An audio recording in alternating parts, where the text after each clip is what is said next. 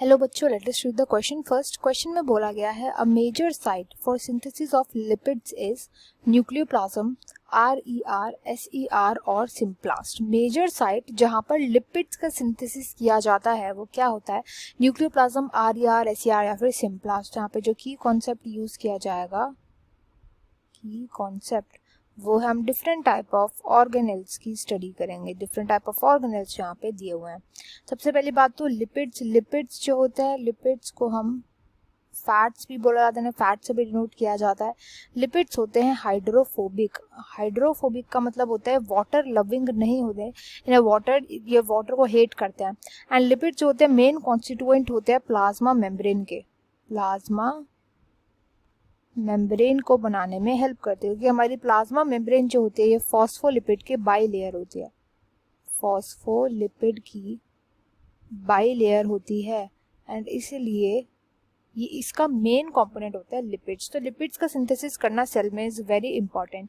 And lipids का जो synthesis करता है उनको बोला जाता है smooth endoplasmic reticulum. That is smooth endoplasmic reticulum and इन्हें हम बोलते हैं SER। एंडोप्लाज्मिक रेटिकुलम होता है ER and smooth endoplasmic reticulum SER। इनका मेन फंक्शन होता है लिपिड्स का सिंथेसिस करना, लिपिड्स के सिंथेसिस में हेल्प करते हैं। लिपिड्स के साथ साथ फॉस्फोलिपिड्स तो ये बनाते हैं, उसके साथ साथ कोलेस्ट्रॉल भी बनाते हैं। कोलेस्ट्रॉल भी प्रेजेंट होता है हमारी प्लाज्मा मेम्ब्रेन में। ये हेल्प करता है स्टेबल करने में प्लाज्मा मेम्ब्रेन को, स्टेबल करता है प्लाज्मा मेम्ब्रेन को। इसके साथ साथ ये डिटॉक्सिफिकेशन का भी काम करते हैं बॉडी के अंदर। डिटॉक्सिफिकेशन, जितने भी टॉक्सिन्स होते हैं उनको डिग्रेड करने का काम होता है SER का। तो इस क्वेश्चन का जो राइट आंसर हो जाएगा ऑप्शन 3 SER। अब बात करते हैं बाकी के ऑर्गेनेल्स की जो यहाँ पे मेंशन्ड है। सबसे पहला आएगा न्यूक्लियोप्लाज्म। न्यूक्लियोप्लाज्म, तो इसमें दो वर्ड्स आ रहे हैं, न्यूक्लियो एंड प्लाज्म। तो न्यूक्लियो का मतलब है न्यूक्लियस एंड प्लाज्म का मतलब है साइटोप्लाज्म। यानी न्यूक्लियस के अंदर का जो साइटोप्लाज्म होता है उसको बोला जाता है न्यूक्लियोप्लाज्म। एंड इसका फंक्शन होता है, ये सपोर्ट करता है न्यूक्लियस के स्ट्रक्चर को, न्यूक्लियस के स्ट्रक्चर की इंटीग्रिटी बना करके रखता है, इसका फंक्शन होता है। नेक्स्ट आता है RER होता है रफ एंडोप्लाज्मिक रेटिकुलम। इनका फंक्शन होता है प्रोटीन के सिंथेसिस में एड करना, प्रोटीन का सिंथेसिस करना एंड इनकी पैकेजिंग में भी कई बार हेल्प करता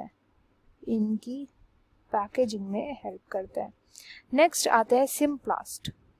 अब सिम्प्लास्ट को बहुत ही ध्यान से समझना है। तो सिम्प्लास्ट के लिए हम ऐसे दो सेल्स को ड्रॉ करेंगे। सपोज ये है एक सेल